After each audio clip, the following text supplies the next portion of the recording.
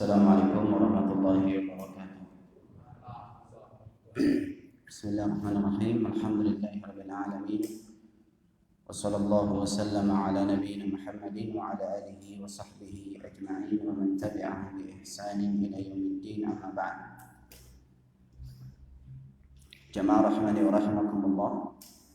Pada malam hari ini insyaallah kita akan melanjutkan dari pembahasan fikih muamalah dari kitab Nurul Basair wal Albab karangan Syekh Abdurrahman bin Nasir Ibn Sa'di rahimahullah ta'ala. Semoga Allah Subhanahu wa ta'ala memberikan keberkahan pada majelis kita malam hari ini. Amin. Kita masuk pada pasal baru. Faslun qala al-musannif rahimahullah, faslun asyirkah. Pembahasan syirkah. Asyirkah. Syirkah secara bahasa artinya adalah ikhtilat atau bercampur. Adapun secara istilah, di antara pengertian yang paling bagus adalah pengertiannya atau definisi Hanafiyah, ya, dalam mazhab Hanafi, syirkah adalah aqdun, sebuah akad, bainal mutasyarikin, antara orang-orang yang berserikat, fi ra'sil mali wal ribah, di dalam berserikat di dalam modal dan untung. Ya. Ini adalah di antara pengertian yang paling bagus karena menyebutkan bahwa syirkah adalah sebuah akad, ya, adalah sebuah akad antara orang-orang yang berserikat, artinya yang bergabung, berserikat dalam modal fi ra'sil mal, dan juga berserikat dalam untung. Ya. Ini yang disebut dengan syirkah, atau bahasa mudahnya ya kita kerjasama. Ya, bahasa mudahnya adalah usaha bersama, kerjasama. Baik. Di sini disebutkan wa jami'u anwa'ish syarikati fil muamalati jaizatun bima fiha min asy-syurut. Semua jenis syarikah di dalam muamalat adalah jaiz atau boleh. Bima fiha min asy-syurut, dengan segala apa yang ada padanya dari syarat-syarat. Ini sebutkan bahwa syirkah adalah dari akad jaiz. Kemarin kita sudah jelaskan dari awal, akad dalam muamalat secara umum ada dua, ada akad lazim, ada akad jaiz. Apa itu akad jaiz? Yang ikut dari awal, Mas Bir. Akad jaiz itu apa?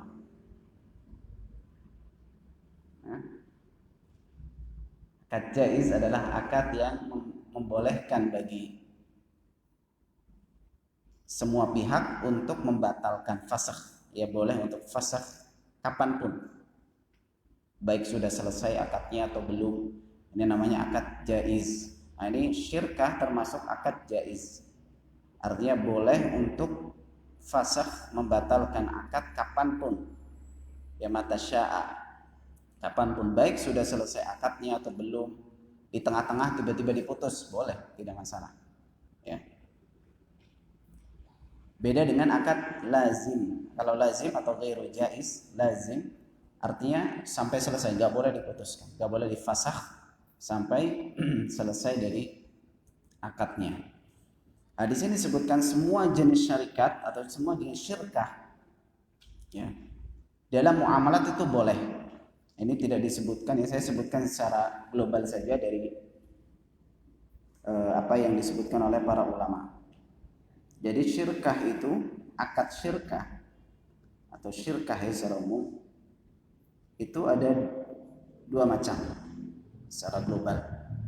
Yang pertama disebut dengan syirkatul amlak. Syirkatu amlak. Amlak itu artinya milik, jamak dari milik. Artinya adalah kepemilikan. Jadi perserikatan dalam kepemilikan. Contohnya adalah waris. Ya. Ketika orang tua bapaknya wafat, maka otomatis harta itu berpindah kepada ahli waris, baik itu istrinya atau anak-anaknya. Ketika belum dibagi, maka harta waris ini namanya apa?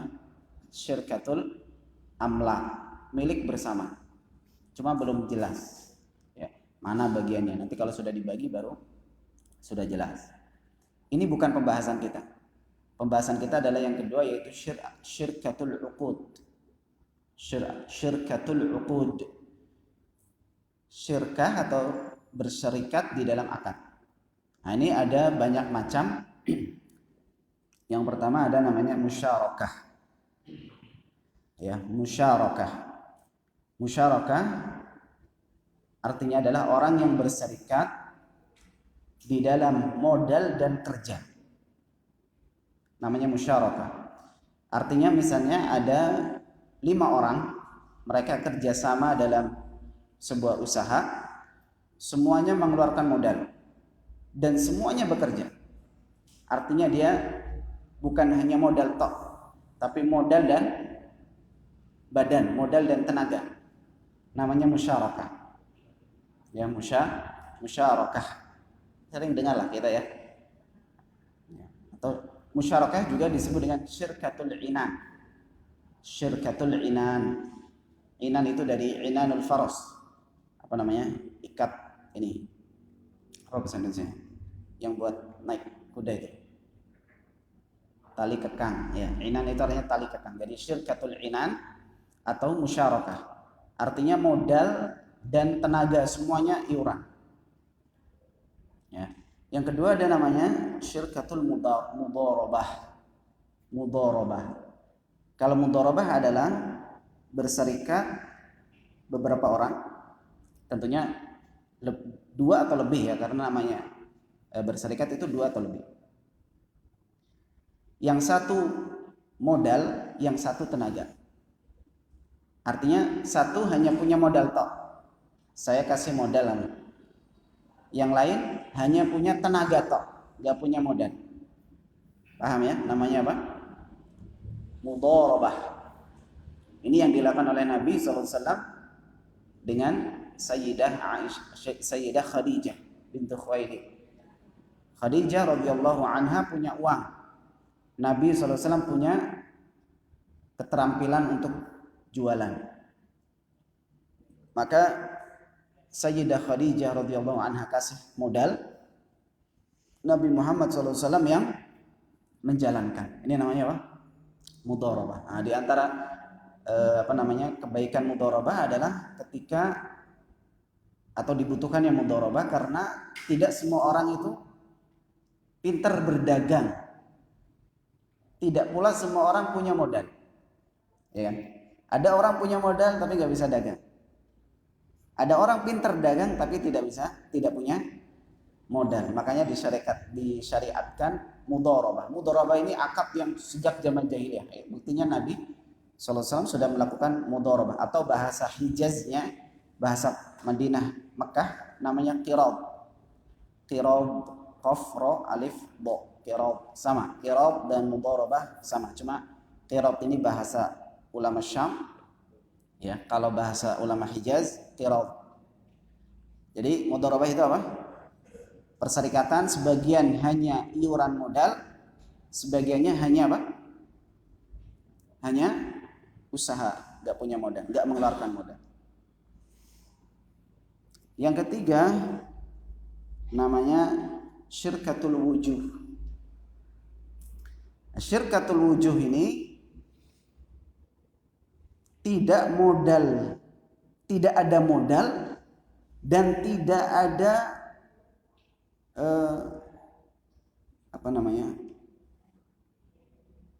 tidak ada modal, gitu saja ya, tidak ada modal, hanya mengandalkan wujuh. Wujuh itu artinya kepercayaan, wajah gitu. Contoh, saya dan kelompok saya sudah dipercaya ahlus suq, sudah dipercaya pedagang pasar untuk mengambil suatu barang. Misalnya ada pedagang beras, ya. Saya ini nggak punya modal apa-apa, cuma percaya. Dan saya orang yang dipercaya. Misal pedagang beras ngomong, tolong ambilkan plastik di sana. Ya, ini saya jual cuma jasa, jualan jasa. Carikan plastik yang bagus, karena dia adalah orang yang punya thiqah, dipercaya oleh manusia, oleh penduduk pasar, ya, ahlu suq. Maka dia pergi cari plastik, kemudian dititipkan, dijual ke tadi pedagang beras. Jadi saya adalah orang yang hanya modal kepercayaan saja, tidak mengeluarkan uang, gitu. Ya, bisa dipercaya, bisa dipahami, ya. Jadi dia usahanya itu jasa sebenarnya, usaha jasa. Tapi karena sudah dipercaya oleh banyak pihak, ini fulan ini kalau kita titipi sesuatu, dia akan cari yang paling bagus. Akhirnya dapat kepercayaan. Dia nggak punya modal apa-apa, ya cuma kepercayaan saja. Yang namanya syirkatul wujuh. Ya, ini ya kurang lebih jualan maklar lah, ya, jasa dia. Maklar. Dia tidak punya apa? Tidak mengeluarkan modal sama sekali. Ini namanya syirkatul wujuh. Ada yang lain, ya, disebut dengan syirkatul abdan. Syirkatul abdan. Jadi mereka berserikat tanpa modal, cuma punya badan, cuma punya tenaga. Ya, cuma punya tenaga. Contohnya kuli bangunan. Kuli bangunan ada satu tim, jumlahnya 10. Mereka mengeluarkan modal atau tidak? Enggak. Mereka apa yang dilakukan? Tenaga. Berserikat dalam badan, berserikat dalam tenaga. Ini namanya syirkatul abdan, dan ini juga disyariatkan, ya, di antara hal-hal yang mubah. Ya, ini adalah beberapa jenis-jenis syirkah, ya, yang semuanya diperbolehkan sesuai dengan syarat, selama syarat-syaratnya dibenarkan. Makanya di sini disebutkan illa idza syarata atau syurita fiha syurutan tudkhiluha fil jahalati wal gharar.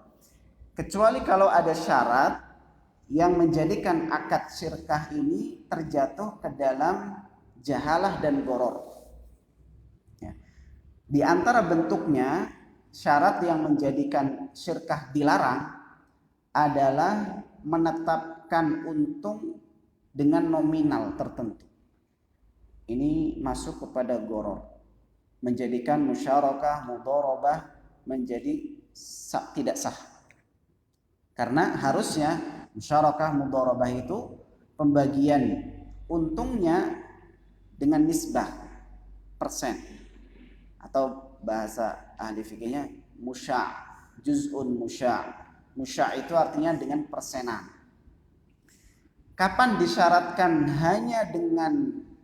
kapan disyaratkan untungnya pakai nominal, maka mudharabahnya jadi tidak sah, maka musyarakahnya jadi tidak sah.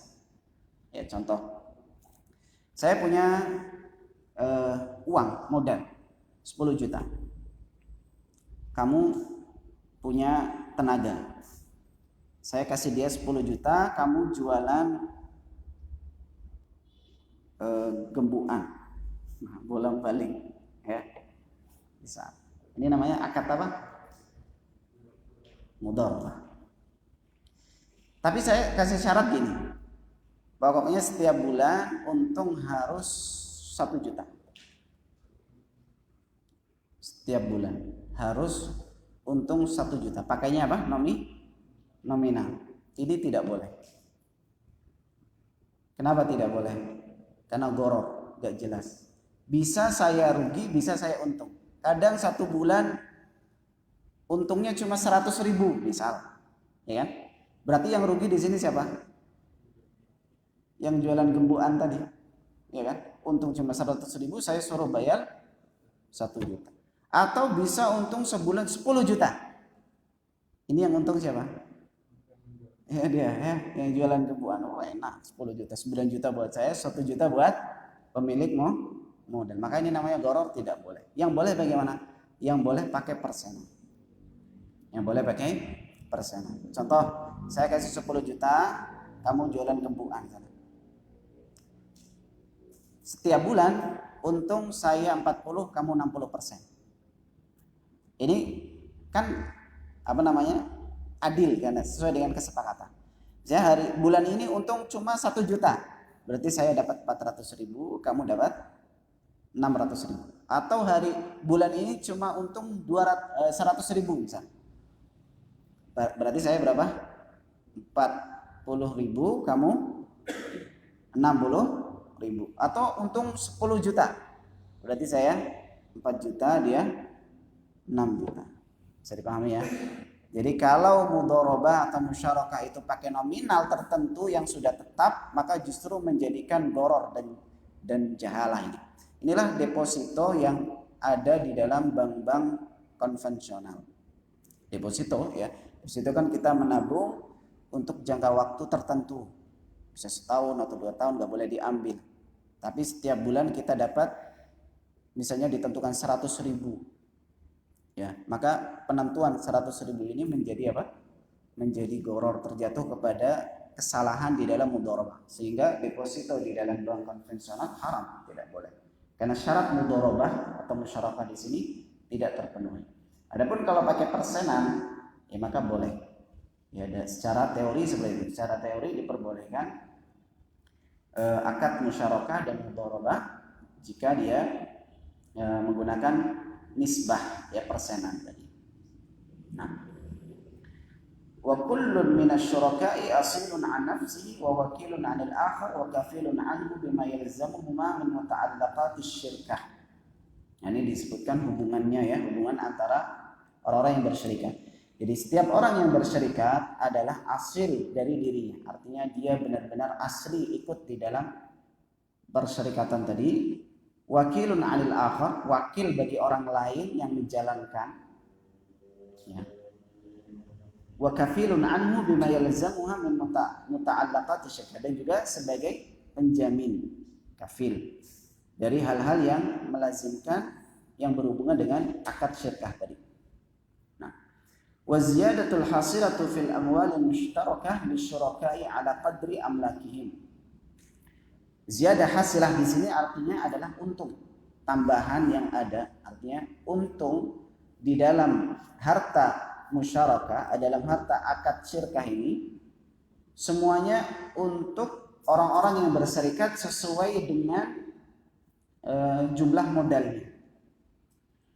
Ya, jadi untung, bagaimana cara pembagian untungnya sesuai dengan kadar modalnya. Ini berarti apa? Syarikah apa ini? Inan ya, syirkatul inan atau musyarakah, karena semuanya mengeluarkan apa? Modal. Misalnya contoh musyarakah ya, saya kerjasama dengan si fulan 2 orang ya, saya modal 6 juta, dia modal 4 juta, kita usaha bareng, maka namanya apa? Musyarakah. Karena kita keluarkan uang, kita juga keluarkan tenaga. Ternyata bulan atau tahun ini tutup buku akhir tahun untung 1M, ya, untung 1 miliar. Berarti menurut penulis di sini apa? Pembagiannya sesuai dengan modal. Berarti saya dapat berapa? Saya tadi berapa? 60 atau 40? Lupa ya, 60 ya kan? Jadi saya dapat 600 juta, dia dapat 400 juta. Bisa dipahami ya? Ini adalah satu pendapat dari 2 pendapat para ulama. Ada pendapat yang lain, dan ini wallahu alam lebih kuat ya, dikuatkan oleh sebagian para ulama, yaitu keuntungan itu sesuai dengan yang disepakati, tidak mesti harus sesuai dengan modal. Ya, ini pendapatnya Syekh Abdurrahman Ibn Sa'idi, itu untungnya itu sesuai dengan kadar modal. Ada pendapat para ulama yang lain, untung itu sesuai dengan kadar yang disepakati, tidak mesti harus sesuai dengan modal. Nah, misalnya tadi musyarakah, ya saya keluarkan modal, juga saya keluarkan tenaga, tapi kita di awal sepakat kalau untung kita 50-50. Padahal saya modalnya lebih banyak, itu 60%, dia 40%. Tapi kita sudah ada kesepakatan untung 50-50. Ya, sepakat. Berarti kalau akhir tahun tutup buku untung 1M, Ya, maka pembagiannya bagaimana? Menurut pendapat yang kedua ini, ya, 50-50 sesuai dengan apa? Kesepakatan yang sudah dibuat. Dan ini Allah alam lebih kuat, ya, lebih kuat dari pendapat tadi yang disebutkan oleh Syekh Sa'di. Nah, wa kadzalika naqsu 'alaihim 'ala qadri amlakim. Seperti itu juga rugi. Rugi itu sesuai dengan modal. Nah, ini benar, ya. Rugi sesuai modal. Nah, contoh tadi musyarakah, saya 60%, dia 40%. Kita kerja bareng. Rugi. Ternyata tahun ini rugi 1 juta. Berarti saya nanggung berapa? 600 ribu. Dia nanggung 400 ribu. Jadi kalau rugi bersama kalau musyarakah itu. Sesuai dengan modal. Kalau mudharabah, kan saya tadi kasih uang 10 juta, dia jualan gembuan. Ternyata bulan ini rugi. Ya karena newbie, ya. Pemain baru, gak ada yang beli, gak percaya. Akhirnya rugi, bulan ini rugi 1 juta. Berarti kerugian ini siapa yang menanggung? Hanya yang punya modal, saya toh. Dia gak menanggung karena dia sudah rugi apa? Tenaga itu. Inilah yang dikritik dari sebagian bahithin, para peneliti terhadap bank syariah. Ya, bank syariah itu kan ada akad mudharabah, dia mau untung tapi nggak mau rugi.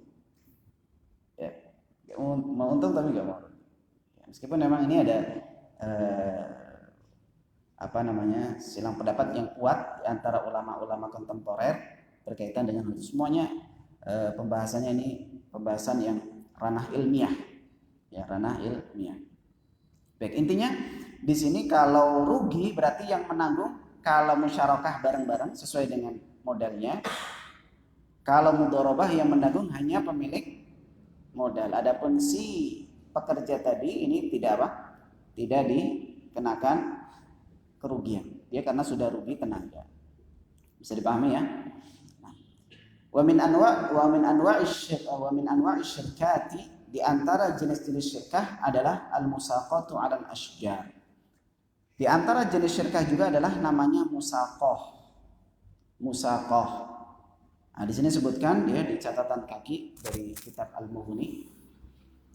Wa hiya an yadfa'a ar-rajulu syajarahu ila akhar liyaquma bi saqqihi wa 'amali sa'iri ma yahtaju ilaihi bi juz'in ma'lumin lahu min thamarihi. Jadi musaqah itu artinya adalah seseorang memberikan pohon kepada orang lain, kepada pekerja untuk menyiraminya. Musaqah itu dari sakyun itu apa? Menyiram. Artinya saya kasih pohon dan saya kasih tanah. Saya ngomong saya nggak ada waktu untuk ngurusi pohon ini. Tolong kamu urusi pohon ini, ya. Dengan keuntungan yang dengan nisbah dari buah tersebut. Makanya sebagian para ulama mensyaratkan musaqah ini pada pohon, karena nanti akan ada pada tumbuhan. Pohon itu artinya apa? Yang punya batang dan punya buah. Ya, punya batang dan punya buah. Misalnya saya punya sawit 10 hektar. Ya, saya punya kebun sawit 10 hektar. Saya nggak punya waktu untuk ngurusi sawit ini. Saya nyewa orang-orang, tolong urusi sawit ini. Tanah saya, sawit saya. Ya, saya kasih air, pengairan, kamu urusi saja kerjaan. Ya, ini namanya apa? Musaqah. Untungnya bagaimana orang itu? Untungnya dari nisbah terhadap panen buah tersebut. Ya, misalnya bulan ini panen 1 ton. Di awal sudah disepakati kamu 50, saya 50%. 50%. Ya, karena dia yang ngurusin, saya nggak urus apa-apa. Ya, ini boleh, namanya apa? Musaqah. Yang tidak boleh bagaimana berarti? Ini namanya syirkah sama. Yang tidak boleh, ini di zaman Nabi SAW pernah terjadi. kamu panen di kebun sana. Kalau saya panen di kebun sana. Pokoknya semua panenan di kebun sebelah sana buat kamu semuanya. Kalau sebelah sini buat saya semuanya. Boleh atau enggak? Enggak boleh. Kenapa? Karena ada goror, jahalah. Bisa jadi yang sana gagal panen semuanya. Yang sana panen lebat. Akhirnya siapa yang untung? Saya untung besar. Dia rugi, sudah rugi tenaga, rugi waktu. Ya, karena gagal panen. Ya. Ini yang tidak boleh. Yang boleh bagaimana? Pakai persenan dari juz'un musya' atau dengan nisbah. Pokoknya intinya saya 50-50. Sana mau gagal panen, sini yang jadi. Intinya bagi setengah-setengah, 50-50. Bisa dipahami ya? Ini namanya apa? Musaqah. Wal mugharasatu 'alaiha. Mugharasah. Mugharasah ini disebutkan artinya dalam Raudhul Murbi' dengan Hasyiah Ibnu Qasim, wa hiya daf'u ardin wa syajarin liman yaghrisu bi juz'in musya'in ma'lum min asy-syajar. Kalau mugharasah ini artinya seorang menyerahkan tanah dan pohon untuk ditanam. Nah, namanya mugharasah dari ghors. Ghors itu artinya menanam pohon tadi. Pohon yang berbuah ya. Pohon yang berbuah. Jadi kalau tadi yang pertama sudah besar, tolong urusi pohonnya. Kalau mugharasah ini saya kasih bibit. Ini saya kasih tanah saya, kasih bibit. Kamu yang nanam, kamu yang urusi. Ini namanya apa? Mugharasah. Sama, pembagian untungnya adalah dengan persen. Juz'un musya', ya, dengan nisbah. Kemudian yang ketiga wal muzara'atu 'alal ard, dan juga muzara'ah. Apa itu muzara'ah? Daf'u ardin wa habbin liman yazra'uhu wa yaqumu 'alaih. Jadi muzara'ah itu artinya menyerahkan tanah dan biji-bijian. Nah, ini namanya tumbuhan. Kalau tadi tadi apa? Pohon. Pohon dengan tanaman bedanya apa? Sama, beda Pak. Jadi kalau bahasa Arab ya, yang namanya zara' dengan gors itu beda. Kalau gors itu nanam untuk pohon yang punya batang besar, mengeluarkan buah. Tapi kalau zara' itu tumbuhan. Artinya yang nggak punya batang loh. Contohnya apa? Yang nggak punya batang, ya semangka, ya tomat, ya kan? Dia nggak berdiri tinggi. Ya, atau padi juga sama. Masuknya kepada zara'. Jadi zara'tul qamh misalnya, gandum itu masuk bahasanya yang cocok zara', ya bukan gorosa. Jadi dia memberikan tanah dan juga memberikan benih untuk diurus. Silakan urus. Ini tanah saya. Pembagian untungnya gimana? Pembagian untungnya dengan persenan tadi, ya, dengan nisbah. Nah, ini semuanya masuk kepada hukum-hukum syirkah. Nah, fakullu mattafaqa alaihi muta'amilani fiha mimma lahuma wa alaihima aw li ahadihima aw ala ahadihima fahuwa jaiz. Jadi semua yang disepakati oleh dua belah pihak dari hak dan kewajiban atau salah satunya dari hak dan kewajiban, maka itu semuanya masuk kepada akad jaiz. Tadi sudah dijelaskannya. Wa hadza la yuhsa min kathratihi, dan ini tidak terhitung banyaknya, jenisnya macam-macam. Wa innamal mamnu'u fiha wa fi ghairiha asy-syurutu allati ta'udu ila al-gharar. Yang dilarang adalah syarat-syarat yang ada gharornya. Tadi apa?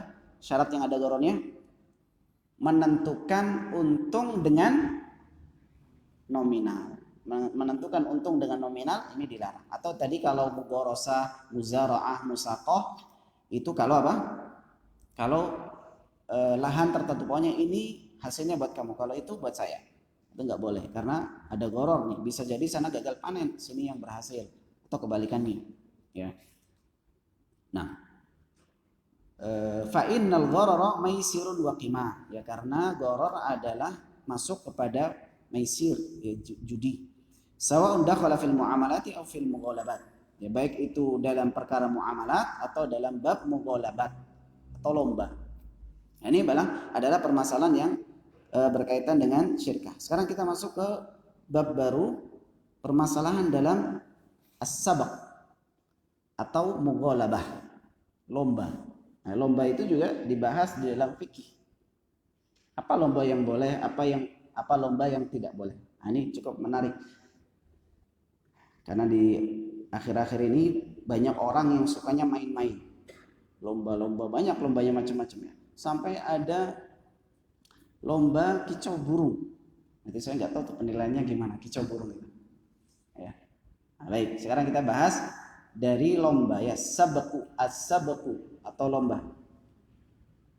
Wa inna ma ajaza syari'ul mughalabata fi musabaqatil khayli war rikab was siham walau bi ju'lin. Allah Subhanahu wa taala syari' membolehkan lomba hanya pada lomba balap kuda, lomba balap unta, dan lomba memanah, meskipun pakai upah atau hadiah. Apa bahasanya kalau lomba, Pak? Hadiah. Lima fi dzalika min maslahati taqwiyati 'ala al-jihad, karena hal tersebut ada kemaslahatan untuk menguatkan kaum muslimin untuk berjihad. Fa maslahatuha rajihatun 'ala madarratiha. Maslahatnya lebih banyak daripada mudaratnya. Wa amma ma siwaha minal mughalabat. Adapun selain itu dari perlombaan bi'iwadhi, dengan hadiah, fahuwa muharramun wa maisir, maka itu adalah sesuatu yang haram dan judi. Wallahu a'lam. Baik, saya jelaskan ya. Jadi di sini lomba itu ada 3 macam. Ini disebutkan oleh Syekh Sa'di juga dalam Manhajus Salikin. Yang pertama, lomba yang diperbolehkan dengan hadiah. Baik itu hadiahnya dari salah satu peserta atau keduanya atau dari orang lain.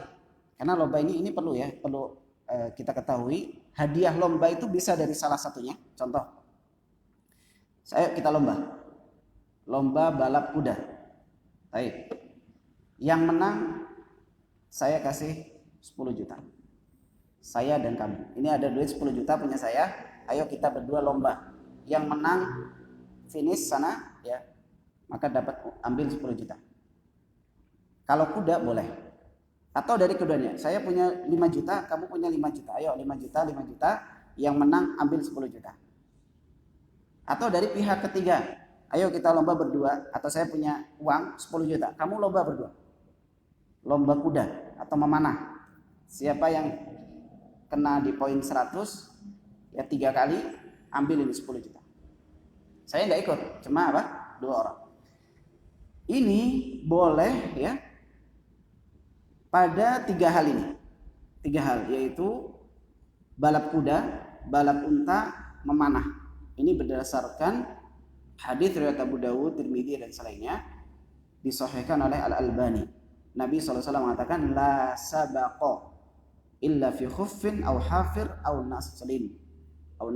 Nah, tidak boleh ada hadiah dalam lomba sabak dengan fathah ba, bukan la sabqa, bacanya la sabaqa. Sabaqa itu artinya tidak ada hadiah dalam perlombaan, tidak boleh kecuali pada 3 hal, 3 lomba. Khuff itu artinya balap unta, au hafir artinya balap kuda, au naslin atau memanah. Ya. Jadi 3 lomba ini boleh pakai apa ya bahasa kita cocoknya? Taruhan. Nah, gitu. Pakai taruhan boleh. Tidak ada masalah, bukan judi.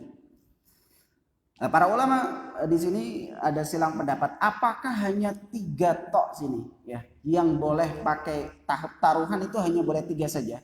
Lomba yang pakai uang, apakah boleh 3 saja atau lebih dari 3? Ada yang mengatakan enggak, cuma boleh 3 saja. Ya. Hanya boleh 3 saja, itu ini tadi, lomba balap unta, lomba balap kuda, dan lomba memanah.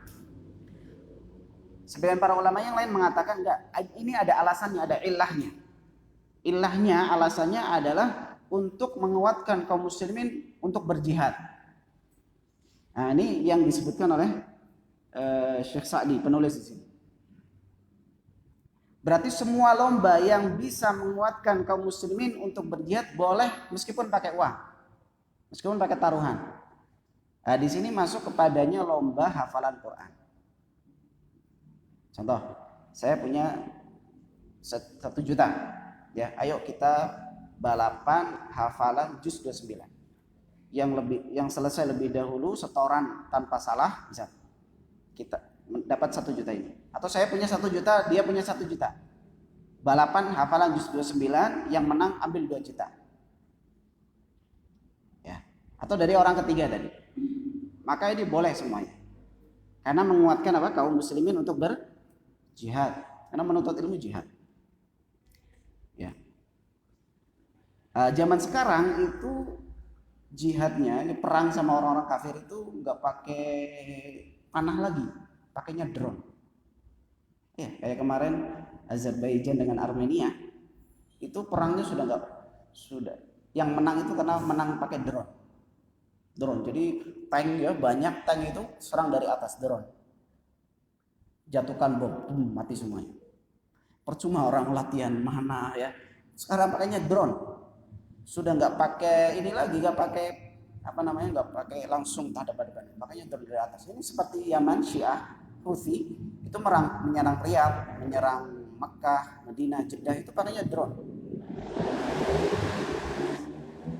Makanya kalau ada misalnya lomba bikin drone itu nggak ada masalah. Meskipun pakai apa? Taruhan, pakai uang. Karena ini untuk menguatkan kaum muslimin. Atau IT. Zaman sekarang juga perang IT. Data kaum muslimin harus dijaga. Makanya kalau ada di antara antum yang suka dengan teknologi, belajar saja, dalami teknologi. Karena zaman sekarang butuh bikin drone, bikin IT, menjaga keamanan data kita. Itu penting. Karena kalau sudah sudah bocor, sudah dihack ya istilahnya. Kemudian musuh tahu taktik kita, ya habis kita. Ya makanya kalau ada lomba itu ya pakai upah nggak ada masalah. Karena ini masuk kepada ilah apa tadi? Menguatkan kaum muslimin untuk berjihad. Ya dikiaskan saja. Yang kedua, jenis lomba yang kedua, tidak boleh lomba pakai uang atau tidak pakai uang.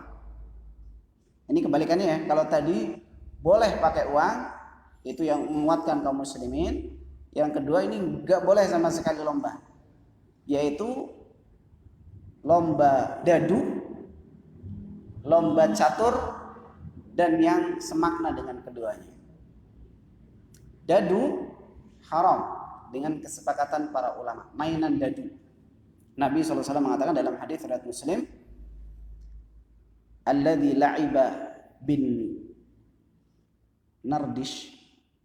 Ya, nardish itu dadu, ka'annama sabagha yadahu fi lahmi khinzirin aw damih. Orang yang mainan dadu itu seperti tangannya dilumuri daging babi atau darah babi. Dadu. Masuk padanya semua permainan yang pakai dadu. Ular tangga, monopoli, ya. Mesti kan kecilnya sering main monopoli. Ramadan biasanya. Nah, ini masuk kepada permainan dadu. Makanya sebagian para ulama ya diriwayatkan dari para salaf juga, mereka membuang dadu yang ada di rumahnya. Baik itu mainan dadu langsung atau dadu di komputer online. Kan ada kan ya mainan dadu pakai apa? Online.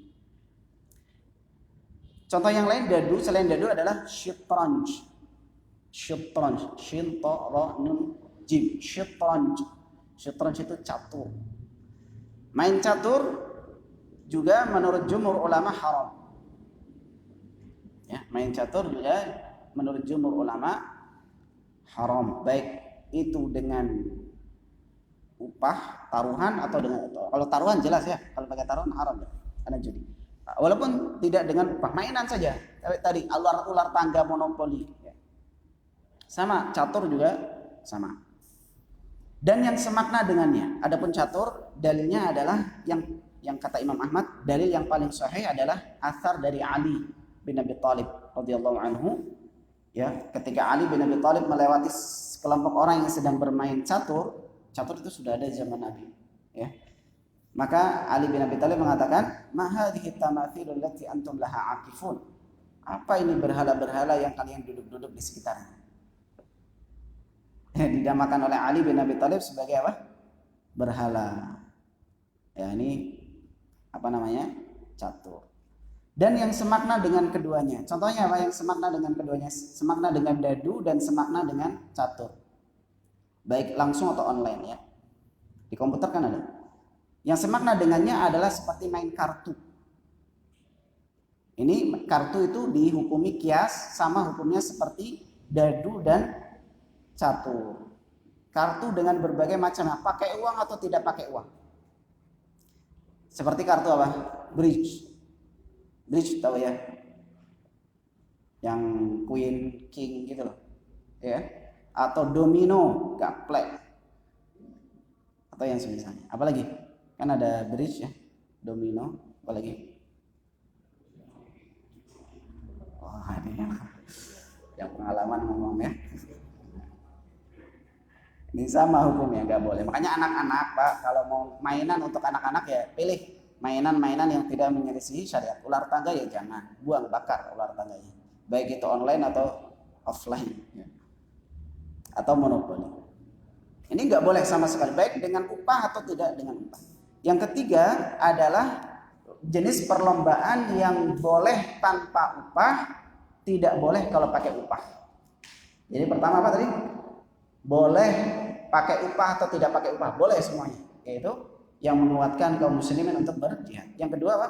Tidak boleh sama sekali pakai upah atau tidak pakai upah, dadu, catur dan yang semisalnya.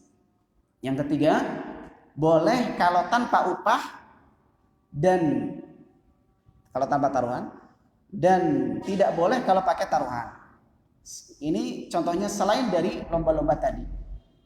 Secara keumuman, sepak bola, tenis meja, mainan tadi, adu kicau burung, ya kan, lomba burung, lomba apalagi, badminton, ya.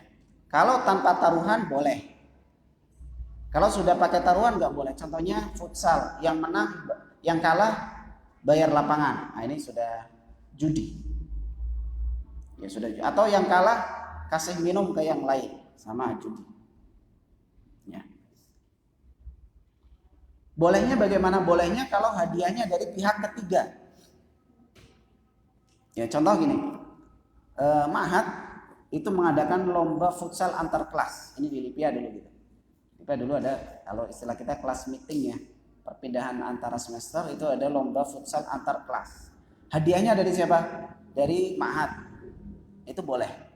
Futsal, silakan main futsal, lapangan disewa oleh Ma'had. Yang menang dapat hadiah sekian dari Ma'had. Ini boleh karena hadiahnya dari pihak ketiga. Ini tadi yang saya sebutkan. Kalau hadiahnya dari saya saja, lomba bola, ya, futsal, tapi saya ikut main, nggak boleh, judi. Atau dari dua, saya 1 juta, kamu 1 juta, kita tanding, yang menang ambil 2 juta. Lomba badminton, boleh nggak?